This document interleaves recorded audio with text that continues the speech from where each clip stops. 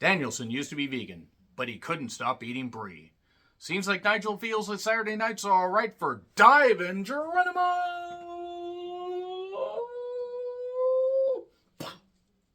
I'm John Wright with my review of AEW Collision's 1-year anniversary show. What are your favorite memories from Collision's 1 year in existence? Let me know your thoughts in the comments, please. My personal favorite match, FTR.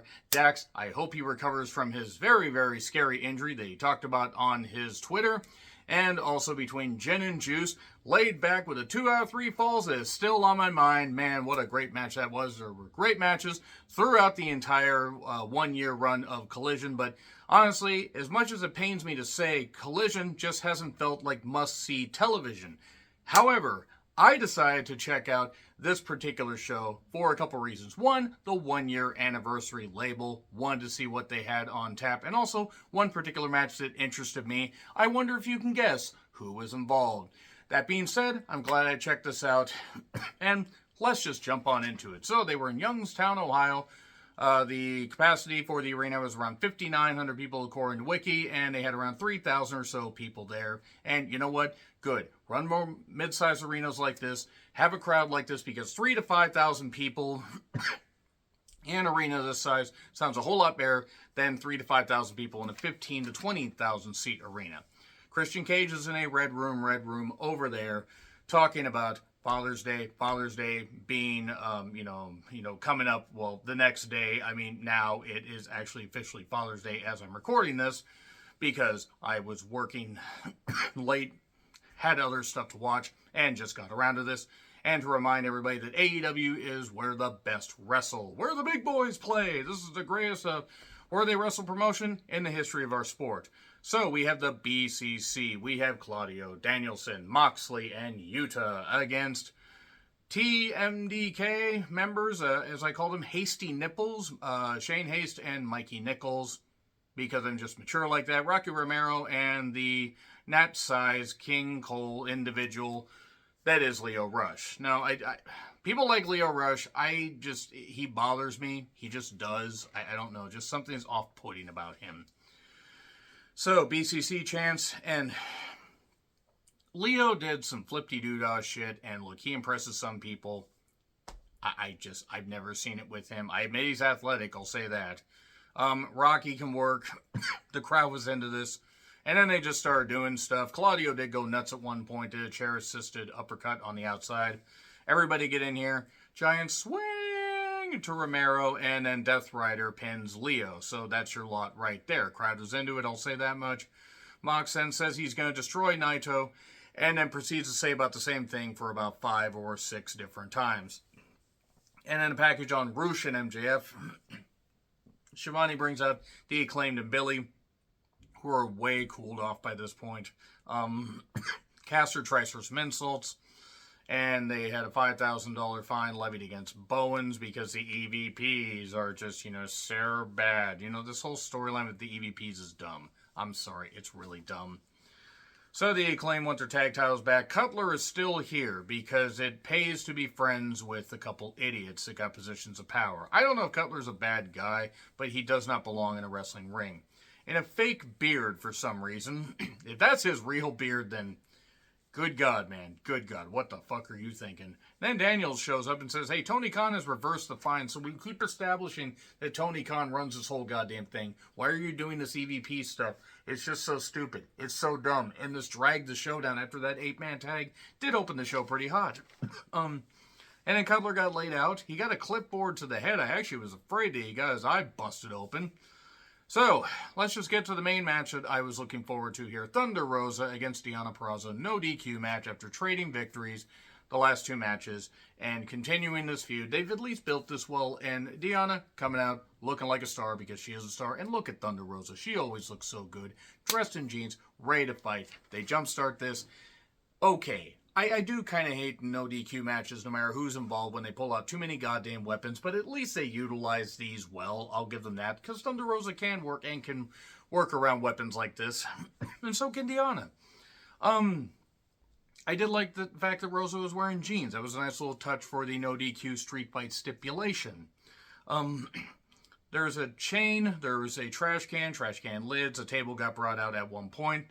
there was a table that was used just for a Samoan drop, which looked kind of rough because the table was laying flat. So they're laying the shit in. They're making it work. There's some nice wrestling in between the weapon spots. A Tree of Woe tackle by Deanna. And then there was a,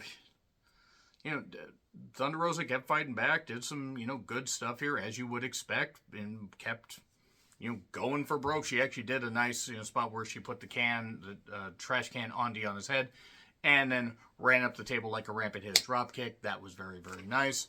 And then there was a weird pile driver variation that Deanna did. And then Deanna kicked the cameraman in the gut or in the balls, not sure, took a camera, clocked Rosa across the goddamn head, and then pulled her arm doing the Venus de Milo variation on the ropes. Rosa was out. That gets that. And you know what?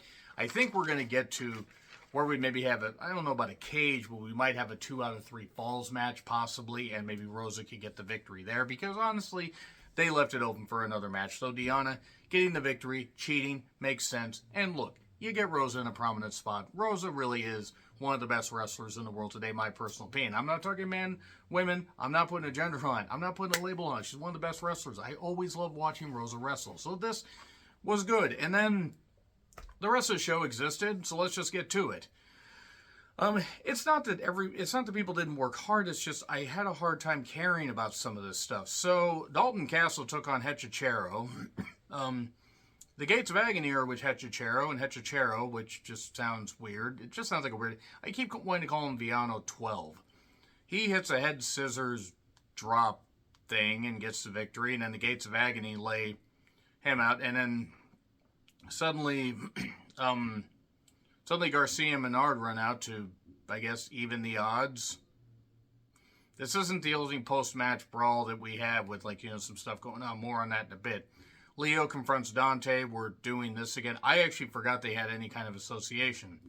Christian Cage's Father Day celebration. One, I want to say, it's good to see Shayna Wayne on there. And I met her and Nick, great kid, really talented, uber talented. Can't wait to see how far he goes. Shayna, very, very nice. I don't know her personally, but they're calling her Shayna Wayne. That's why I'm going to say that there. I only talked to her at a couple indie shows. This is the anniversary of Buddy Wayne's passing, Nick Wayne's father. A happy Father's Day card. I didn't mind some of this stuff, but it went too long, my personal opinion.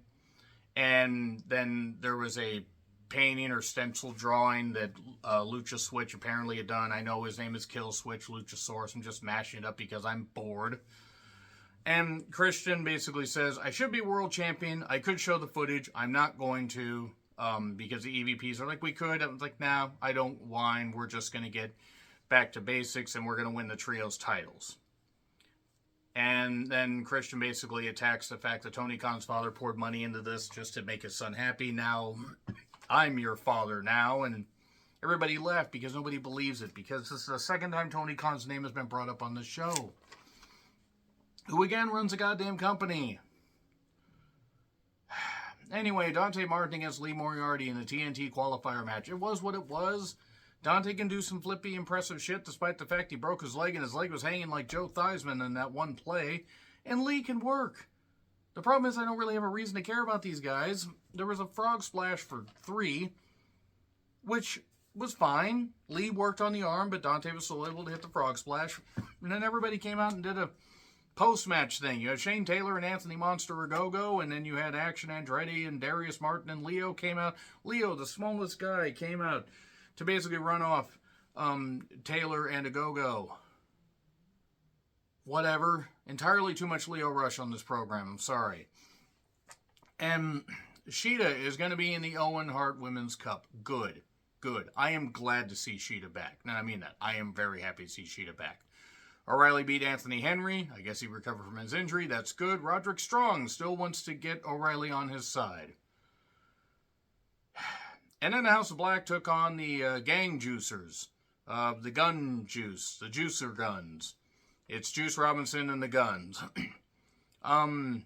Juice at one point pretended to be a dog and piss on Malachi. And then they did some back and forth and just did a bunch of stuff. Buddy did the Meteora, hurt his knee, got taken to the back. I hope it was actually just kayfabe. Otherwise, he was selling it really well, but he seemed to really be hurt. But 310 Yuma to Brody, things got messy. Pac distracted Juice. And then the end to one of the guns, I forget which one, 1, 2, 3, and then the Patriarchy are on the screen, and suddenly Buddy is laid out with a concerto that we didn't see, and also the Lucha Switch drawing is laid out on Buddy. So, yeah, happy Father's Day right there, so there you are.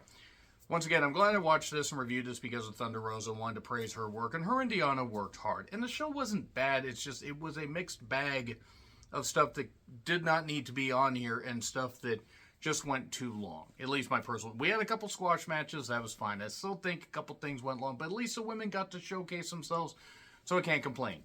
No, I'm not going to be reviewing Collision on the regular because I have a lot of things to do on the weekend, like work, but I wanted to review this one just because. Agree, disagree, what I said, like, share, subscribe, Twitter handle in the description. I'm John Rickland. I'll see you soon.